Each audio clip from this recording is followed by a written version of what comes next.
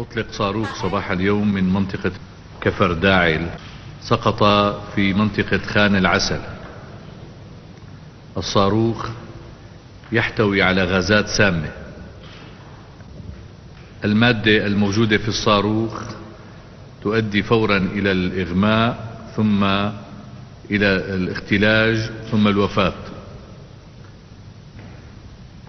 جميعكم تعلمون أن استخدام هذا النوع من السلاح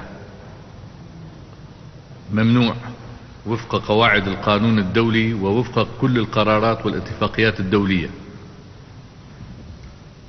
وهذا النوع من السلاح يدرج عادة تحت اسم الأسلحة الفتاكة، الأسلحة المحرمة دوليا.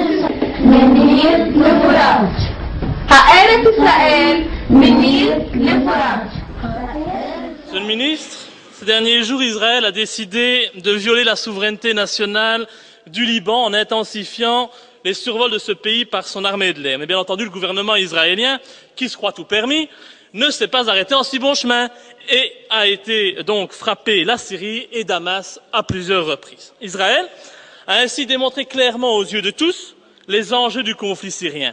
La Syrie subit depuis 2011 une tentative de déstabilisation. Il ne s'agit pas d'une guerre civile, mais bien d'une invasion étrangère.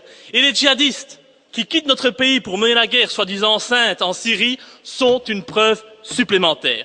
Et le but, c'est de détruire la Syrie telle que nous la connaissons aujourd'hui, pour diviser le pays, affaiblir l'Iran et permettre au projet du Grand Israël de voir le jour. Dois-je vous rappeler que ce projet prévoit d'étendre Israël du Nil jusqu'à l'Euphrate, recouvrant ainsi la Palestine historique, le Liban, la Syrie, comme par hasard, la Jordanie, une partie de l'Irak et une partie de l'Égypte.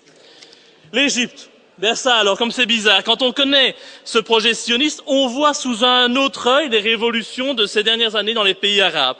La montée au pouvoir en Tunisie, en Libye, en Égypte, d'islamistes radicaux, qui ne sont que les petites mains du Qatar et de l'Arabie Saoudite, jouent le jeu de ce grand Israël. Et le renversement du pouvoir laïque Bachar el-Assad pour le remplacer par un gouvernement américano-israélo-islamiste est une étape de plus dans la réalisation de ce projet. Et comme le disait Bernard-Henri Lévy, les printemps arabes, c'est bon pour Israël. Dès lors, face à ce qu'on doit appeler une violation grave de la souveraineté d'un État indépendant par un État voyou, comptez-vous, au nom de la Belgique, condamner les frappes militaires israéliennes en Syrie et exiger des sanctions à l'encontre du régime israélien? Et enfin, Carla Del Ponte a reconnu qu'il était prouvé que les rebelles syriens, que la Belgique et la communauté internationale soutiennent jusqu'à présent, ont fait usage d'armes chimiques, dont du gaz sarin. Et dans ces conditions, en tant que défenseur des droits de l'homme, allez-vous enfin revoir la position de la Belgique et soutenir le président Bachar el-Assad, qui est victime du complot que nous connaissons aujourd'hui?